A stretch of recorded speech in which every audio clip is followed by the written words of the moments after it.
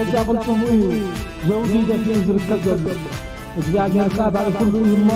ለዛዘው ዲዚአ ዝፍንኪያ ወይ ሰላም ተከታተልቲ ሶል ሚዲያ ዘዘለኹም ሰላምኩም ይብዛሕ እንደክስክንትስ ኤርትራውነት ጎርመነት አይንረስ ዓመተራዋን ሰላምን ቅሳነትን ኮነርኩም ንኹላትኩም ተከታተልቲ ሶል ሚዲያ እንዳተመነኹ ብላይክ ጀምሩ ንሎሚ ኣዝዩ ኣገዳሲ ዋናው ዛዕባ መደብ ሒዝና መፂና ኣለና ክሳብ መጨረሻ መደባትና ክትከታተሉ መንግስቲ ኤርትራ ብዛዕባቲ ብእስራኤል ኣፍልጦ ሶማሊላንድ ዝብል ዝወፀ መግለፂ ንዑ ምላሽ ይብሎ ከምኡውን ላዕለዋይ በዓል ስልጣን ሓደ መኮንን ናይ ምክልኻል ናይ ሱዳን ንኢትዮጵያ ኩናት ኣብ ልዕሊኣ ክኸፍት ምዃኑ የጠንቅቃሎ ነዚ ዝምልከት ካልእን ክሳብ መጨረሻ መደባትና ክትከታተሉ እንዳዓደምኩ ሓሳባትኩም ርኢትኩም ከዓ ኣብ ኮመንት ክትፅሕፉ በዚ ጋጣሚ ይላበኩም ከም መጀመር ኮነና እስከ ድሕር ኢልና በዚ ክንጅምር ፌደራላዊት ሪፐብሊክ ሶማሊያ ዕዶት ፈጺሙ ናብ ሃገሩ ቅድሚ ምምላሱ እዚ ስዕብ ሓፂር ቃል ምሕተት ኣካይድና ነርና بمجمرتا كبور بريزيدنت نزع الدل سلزهابكانا يغنيلنا إيرتران سومالن تاريخاو زمدنا كم زلواني فلات أبز مدرخزي معبال زمدنا خلتين هاجرات بخمي تقمكمو. Thank you very much. We have a historical relationship between Eritrea and Somalia. يغني اللي أمونغو إيرتران سوماليان كابوان حردتاو قالسي إيرتران دحرنا صنته إيرتران تحتيزو تاريخو زمدنا لنا كمون أب حدا زوبا ننبر حدا حزبينا بوزح ناي حبار نقراد معلنا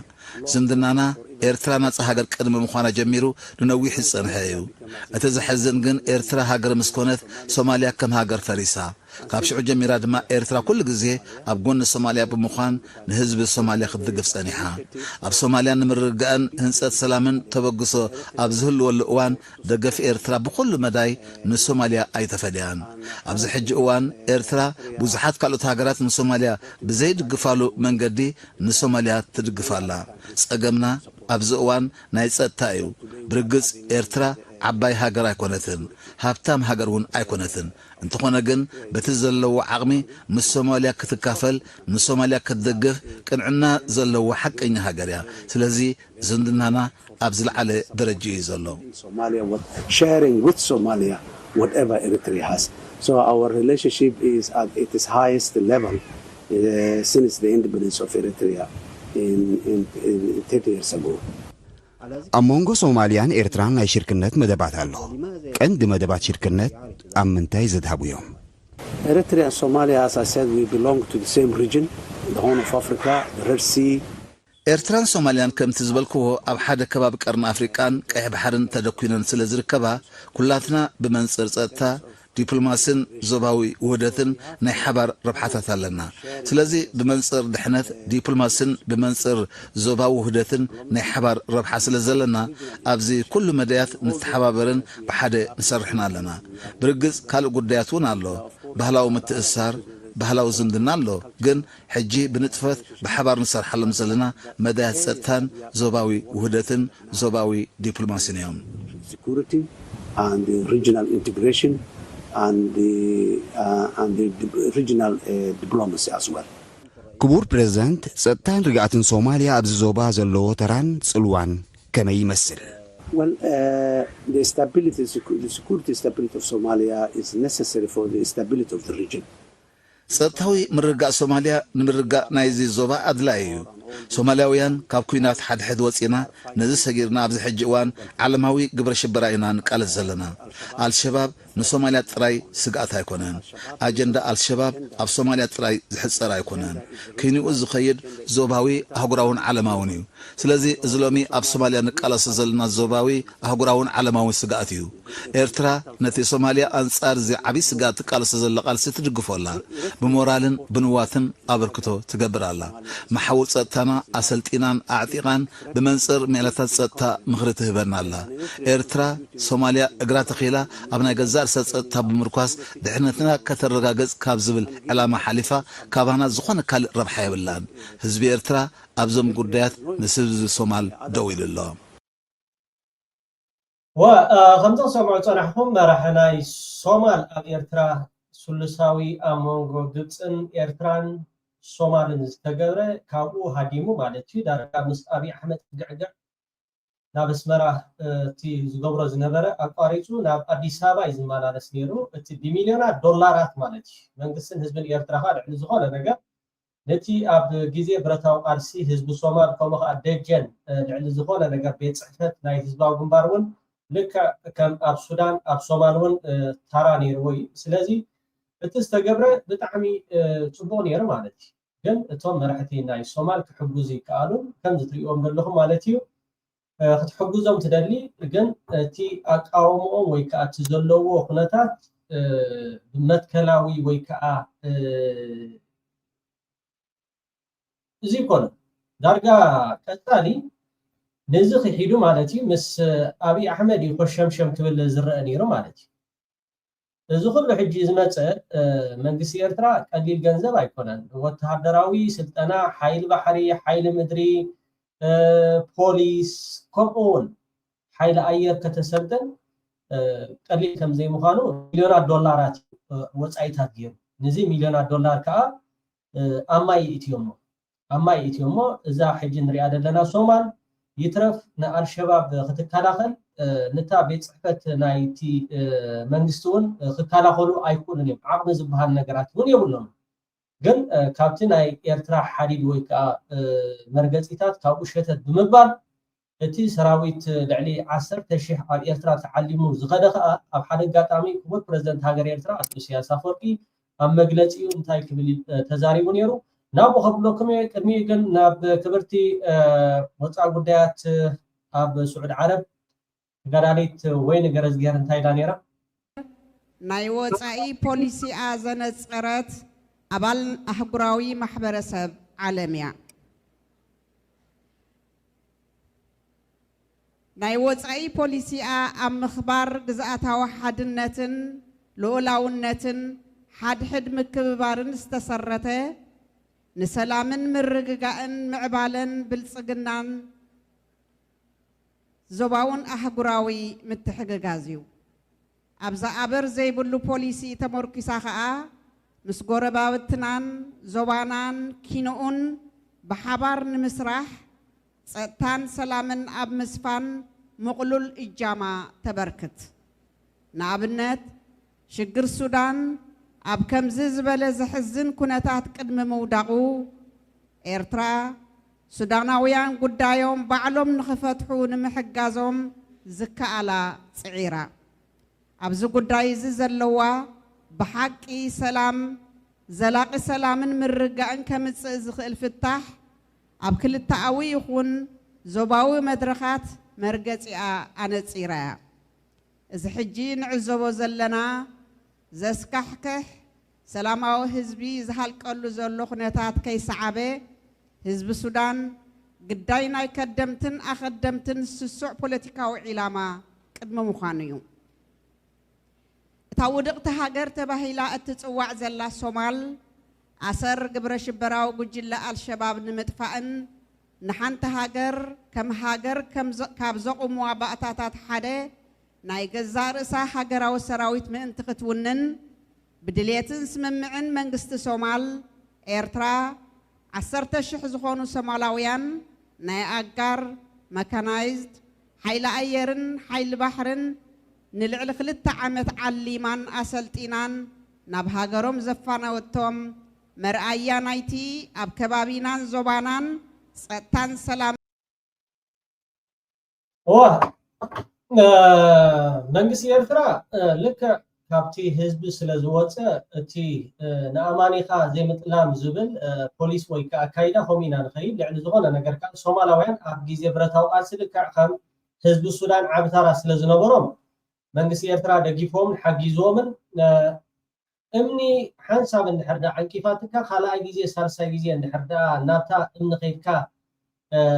ተዓንቂፍካ ንስኻ ኢኻ እምኒ ማለት እዩ ሎማዓንቲ መንግስቲ ኤርትራ ዝወሰዶ ፅብቕቲ ዝኾነ ነገር እታ መግለፂ ዝሰሓበትኒ እታ ኩዕሾ ካብ ኢዱ ውፅኡ ናብ በዓል ቻይና ይደርቢ ማለት ነው ስለምንታይ መንግስቲ ኤርትራ ንሶማል ብፃዕዳ ኢዱ ገዲፉስ ብፀሊም ኢዱ እዩ ኩሉ ነገራት ገይሩሎም ማለት እዩ ከምቲ ፕረዚደንት ናይ ሶማል ዝበሎ ካልኦት ዓለማት ወይ ከዓ ሃገራት ክገብርኦ ዘይከኣላ መንግስቲ ኤርትራ ገይሩ ካልኦት ሃገራት ክገብርኦ ዘይከኣላ መንግስቲ ኤርትራ ገይሩ بدحر زقن بزعبا صومال تحليكا ويكا بزعبا صومال مزراب مالت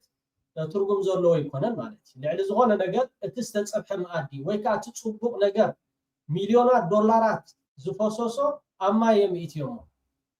አማየም ኢትዮሞ ቶም ሰልጢኖም ዝኸሩ ወታደራት በታቲኖም ሞሚ بعلامه ሆነልካ አይነፍዕን ወይካ አይነፍዑን ድሕሪ ኢትዮጵያ እንድሕር ዳኺልካ ኢትዮጵያ ድኽምቲ ሶማሊያ ትደሊ ኢትዮጵያ ድኽምቲ ኤርትራ ትደሊ ኢትዮጵያ ድኽምቲ ጅቡቲ ትደሊ ለካ ከምቲ ክቡር ፕሬዝዳንት ኢሳያስ አፈወርቂ ዝበሎ ጅቡቲ እንድሕር ዳ ክትረብሕ እንድሕር ዳ ኮይና ትርባሕ ንዓኢልና ንነድክም ኢልና ዝኾነ ነገራት ኣይንገብርኒና እዚ መርገፂ ፖሊሲ ናይ መንግስቲ ኤርትራ ኣብቲ ዞባ ከኸሙ ይሰርሕ ዶ እንድሕር ዳ ኢልና ከማና ኣይኮኑን ዳርጋ መብዛሕትኦም ከማና መትከላውያን ኣይኮኑ እዚ ሕጂ ሱዳን ዝግበር ዘሎ ነገራት እኮ ጽባሕ ንጎውን ልክዕ ከም ሶማል እንድሕር ዳ ኮይኖም ሕቆኻ ሂብካ ውሽጣዊ መሓውራትካ ጥራሕ ከተደልል ክትክእል ኣለካ እዚ ኣብዚ استزاربوا له خبر بريزيدنت ኢሳያስ አፈወርቂ ኩሉ ነገራት እንዳተኣሳሰርና ክንከይ ስለዝደሎ ኮይኑ እንዳተኣሳሰርና ክንከይ ክንክእላለን ሶማላውያኑን ዝተገብረሎም ልዕሊ ማንም ይፈልጥዮም ኩሉ ህዝቢ ሶማሊ ፈልጥ ግን እቲ ጠላም መራሒ ከም ዝረኣኹሞ አዲስ አበባ ክመላለስ ኣብዚ ሕጂ እዋን ከዓ ካብቲ ዝገርም ኬንያን ኢትዮጵያን ኣብዚ ጉዳይ እዚ ብጭቕ ኢለን መልሲ ኣይሃባን ኬንያን ኢትዮጵያን ብጭቕ ኢለን መልሲ ኣይሃባን ስለምንታይ هو صبو يراني نابت عنكيل ويكا ابت تاخيلا سلازؤتوو تايلم مو خزاربا تايلن خزاربا وردكو صبو يران حسين اوديقان رغيصوني قليل ነገር አይኮነን ስለዚህ ሶማል ክረግኽ እላለሁ ሶማል ውሽጣዊ ሽግራቶ ፈታሐሎ መተሐዚ ተረኽቦልን ፌይልድ ስቴት እናተባለ ውዱቕ ሃገር እናተባለ ብቐጻሊ መጻወቲ ዞባዊ ዘይርጋእ ትኸውን ስለደሎ ኣብ ሶማል ድህልወና ጽምዶ تحت زخونه كونتات تصفى قريتك زقدف ايكونن 10000 زخونو ሶማላውያን አሰልጥና علمنا ንምንታይ ልኡላዊ ትካላት ናይ ሶማል ክፍጠር ምእንቲ ንኸምዛ መሰለ ፖለቲካ ንኻሓት ራይደ ኮነ ትትካላት ንገዛ እርሱን ነፃ አለው ተባይሉ በታቲኖሞ ምዝሕጂ ዝካይደሎ ንንበይኖም ብድሆታት አጋጥሞምና ግን نتي لعل 10,000 وتهدرات ابي ኤርትራ ሰልጢኖ ዝኸደ በቲኖሞ هو قليل ገንዘብ አይኮነን ሚሊዮናት ዶላራት ይካ ነታ ከም ሃገር ውድቅት ዝነበረ ሃገር ንክትገብር ዋጋ ዝኸፈለ መንግስቲ ኤርትራ ኢዱ ሲሮም እዚ ሚሊዮናት ዶላራት ክንደይ ነገራት ابي ኤርትራ ከስርሕ ይኽእል እንድሕርዳይና አዲት ቁጥር ማለት قليل አይኮነን ካብታ ተተኳሲ ጥይታት ሒዝካ ካብቲ حيل بحر مسدان ميكانايزد كل نجارات مالك إذا حجي صبوا نجاري مالك أبغي زي برتاو قالسي نزجبر الكاس عطفيتا يركا جبورو لزبها النجارات عنه صبوي ولا حد يجبوه من فرقان الساتهم يقولون حجوزنا يكالون لا ينفعون بتاتينا ما مالك كونتات تصفى قريتك زقدف ايكونن 10000 زغونو ሶማላውያን አሰልጥና علمنا ንምንታይ ልኡላዊ ትካላት ናይ ሶማል ክፍጠር ምእንቲ ንኸምዛ መሰለ ፖለቲካ ንኻሓት ራይደ ኮነ ትትካላት ንገዛ እርሱን ነፃ አለው ተባይሉ በታቲኖሞ ምዝሕጂ ዝካይደሎ ንንበይኖም ብድሆታት አጋጥሞምና ግን ተስፋ ንቆርፀሉ ጉዳይ አይኮነ ምምልላእን ጥምረትን ናይቲ ዞባ ዝውንዘ ፈረስቲ ናይ ዘቤታዊ ጉዳያት ብድሆታትና ንዑና መከትና ኣይ ንወንዝፎን أمود أتاجن مس غربابتنا نابزوبانا كسرح كلالنا نابزوبانا وصينا كاب غدوانا وصيناون مسابرح قدلو صلوت دبالو زواويان علماويان مساتم هو صلايخا افدغ غزاها حساب زمص ايصبينيخا صبغي سلازي كنسرحنا خي تحللنا تسفا خي قرصنا تسفا مورات زبحال ነገር የለም ስለምንታይ እንድሕርዳ ኢድካ ኣሜሪካ ኾፍ እንድሕርዳ ኢልካ ፀላኢ ኣፍደገ ገዛኻ ክመፃካይ ምስ መፃካ ከዓ ድሓር ኣብ ህዝብኻን ኣብ ዓድታትካን ኣብ ዝተፈላለዩ ቦታታት ዒላማ ብምግባር ማለት ሓደጋ ከውድቐልካ ወይ ከዓ ሓደጋ ከውድቐካ ይኽእል ሎማዓንቲ መግለፂ ዝወፀ ናይ መንግስቲ ኤርትራ እቲ ኩሉ ኣካይዳ በዓል ክስከሞ ዘይኮነስ ናብ ቻይና የጠሊዕዋ ደሎ ተኽዕሽ ስለዚ ኣብ ጉዳይ ሶማሊላንድ ببحرياوي غاز ብጣዕሚ ሃብታም እያ ሶማሊላንድ ንምንታይ እዮም ሶማሊላንድ ዝብሉ ዘሎ እንድሕር ዳይኩም ባህርያዊ ጋዝ ኣለዋ ቻይና ከዓ ፅቡቅ ዝምድና ወይ ከዓ ፅቡቅ ቅርበት ኣለዋ ኣብቲ ቦታ ማለት እዩ ስለዚ ነዚ ተጠቂማ ወይ ከዓ ነቲ ኣብ ዩናይትድ ኔሽንስ ኣብ ዝቐረባ መዓልቲ ብዛዕባ ሶማሊላንድ ክእከባ ኣብ ብዛዕባ ሶማሊላንድ እስራኤል መግለፂ ውፅያቶ ዘላ ኣኺባ ኣሎ እዚ ንሕፅንታ ወይ ከዓ እዚ መግለፂ ናይ መንግስቲ ኤርትራ ብጣዕሚ ፅቡቅ እዩ ካብ ነብሱ ወሪዱ ኣሎ ኣብዚ ጉዳይ እዚ ተን ዓበይቲ ሃገራት ከም በዓል ሩስያ ከም በዓል ቻይና ነዚ ጉዳይ ኣትየን እቲ ግርጭታት ወይ ከዓ እዚ ናይ ሶማሊላንድ ባይቶ ናይ ሶማል እውን ተኣኪቡ ውዒሉ ነይሩ መንግስቲ ሶማል እውን ዘውፅኦ መግለፂ ኣሎ እዚ ዝኸይድ ዘሎ እንድሕር ዳ ብከምዚ ማዕቢሉ ወይ ከዓ ብከምዚ እንድሕር ዳ ቀፂሉ ኣብቲ ዞባ ኩናት ከለዓዕል ይኽእል እዩ ግርጭታት ከለዓዕል ይኽእል እዩ ብምባል መንግስቲ ኤርትራ ዘውፅኦ መግለፂ ሎማዓንቲ ኣማሲኡ ከዓ መንግስቲ ሶማል ልክዕ ከም ናይ መንግስቲ ኤርትራ መግለፂ ኣውፅኡ ኣሎ ማለት እዩ ኣብቲ ዞባ ኩናት ክህሉ ይኽእል ዝሩም ፈለማ ግን ጋዜጣዊ መግለፂ ምፍላጥ ሶማሊላንድ ዝበሃል እቲ ፆታ ሓድሽ ምስጢር እኳ ተዘይብሉ ንሓደገኛ ዞባውን ዓለማውን ቅልውላውን ዕንወት ክጥጃእ ዝፀንሐ ስለ ዝኾነ ኪኖ ተበግሶታት ኩነኔን ምንፃግን بدرجة بايت وتصتان أبالاتون زي ولاول نتصور ملسك وهابو يقبع أورا إتاب تمساسال قداي تايوان تطابق زباش ريبابليك تشاينا إجامك تواسالو حلناوي حلفنا تالوا منيستر زينا إسران شوموتن تحساس كلتشن إسران حمشان بدعمي حتصارن صففتني هو እንድሕር ዳ ኣብዚ ጉዳይ እዚ ኢዳን እግራን ኣጣሚራ ቻይና እንድሕር ዳ ስቑኢላ ፅባሕ ንጎ ከዓ ንታይዋን ዶ ዋላ ገለልካ ዝዝረብ ዘረባ እውን ዓለም ሕቋ ከም ትህባ ክትፈልጥ ይግባእ ስለዚ ኣብዚ ጉዳይ እዚ ቻይና ስቑኢላ ክትርኢ የብላን ዝብል ኣረኣያ ወይ ከዓ ኣዘራርባ እዚኣ እቲ ኩሉ ኣብቲ ቀርኒ ኣፍሪካ ዝገበር ከም በዓል ቻይና ስቑኢልካ ከምዚ ኢድካ ጣሚርካ ትሪእሉ ጉዳይ እውን ክኸውን የብሉን ዝብል እዩ أقدم أبيرون كبر بريزيدنت سياسة أفريقي أب مترشح تسمعكم أب حدا جات أمون بزعبة تيناي سوماليلاند أمريكيتو سفيه زغنا كلام حتى أب زكايد الأول نزقول دايزي على العلوان يلو لو معنتي زوت صحف فارلو من حرد هذا اللي هم خصدلكم خلي أب سودان تريبوني زبل وات يزلو هذا خابل على سبستانات مكونات ناي السودان ناي البرهان أبزقربا معلتي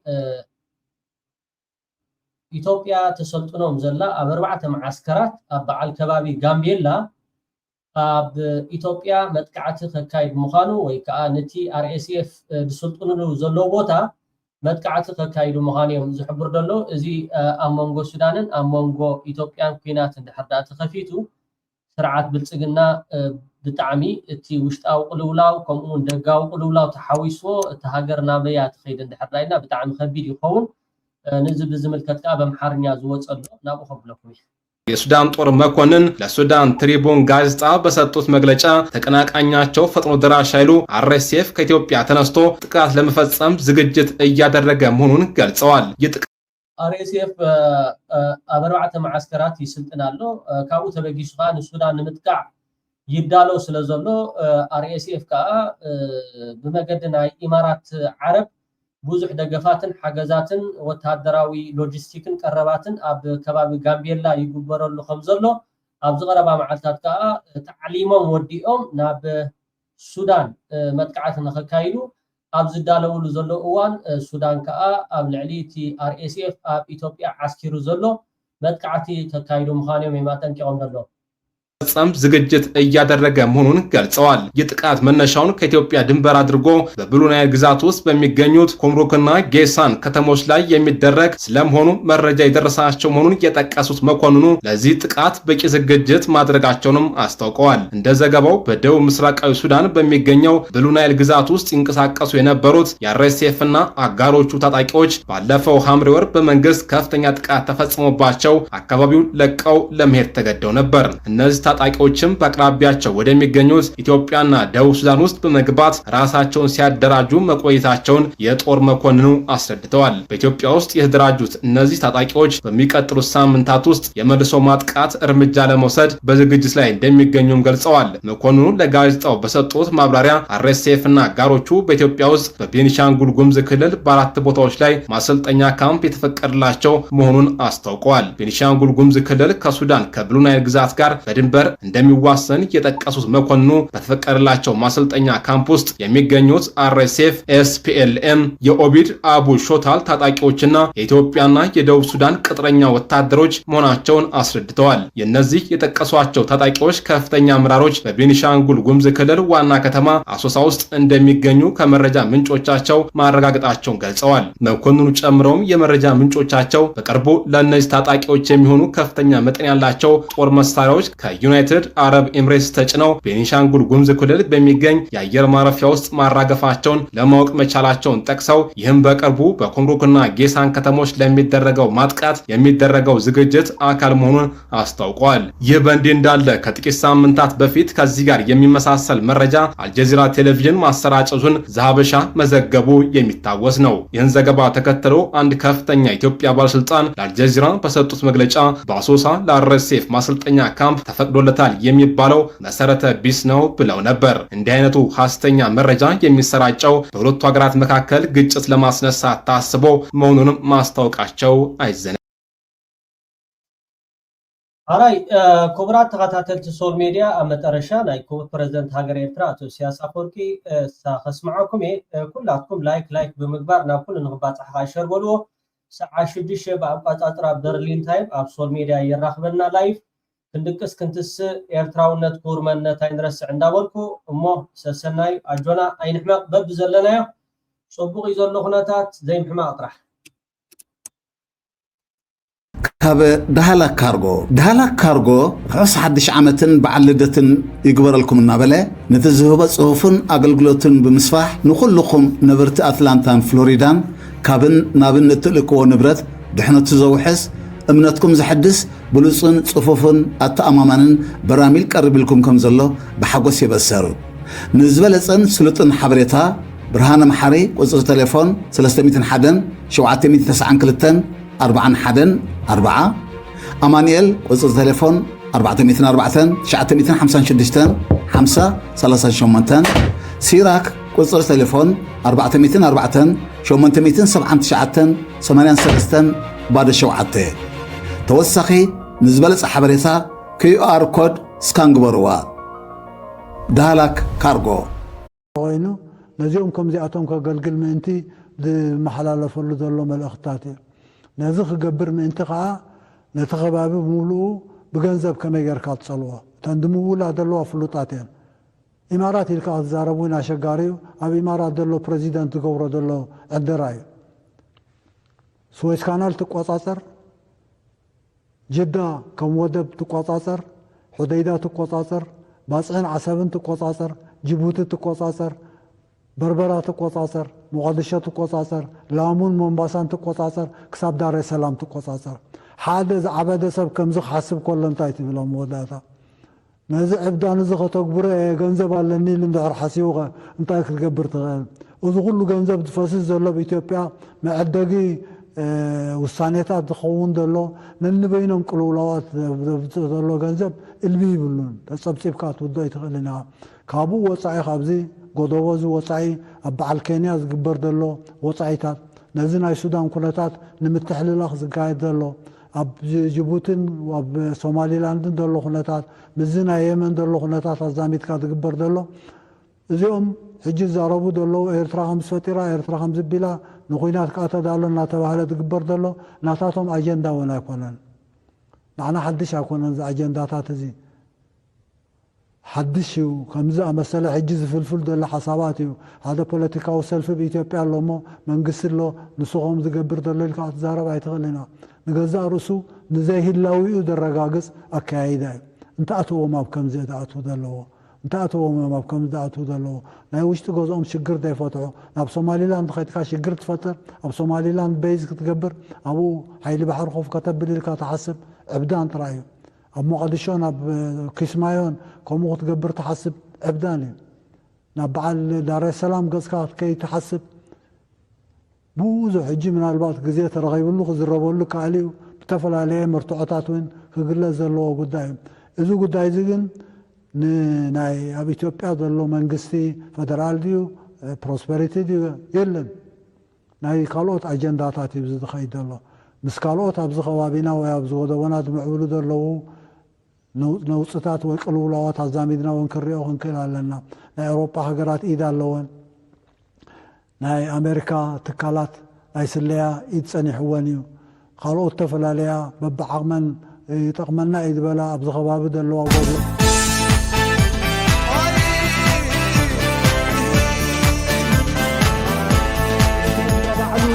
بجد قلتم إيه زوجي دفين زركت جد እግዚአብሔር ቃል ባለ ሁሉ ይሞ ለዛ ዘውድ እዚኣ ስንኪያ ወይ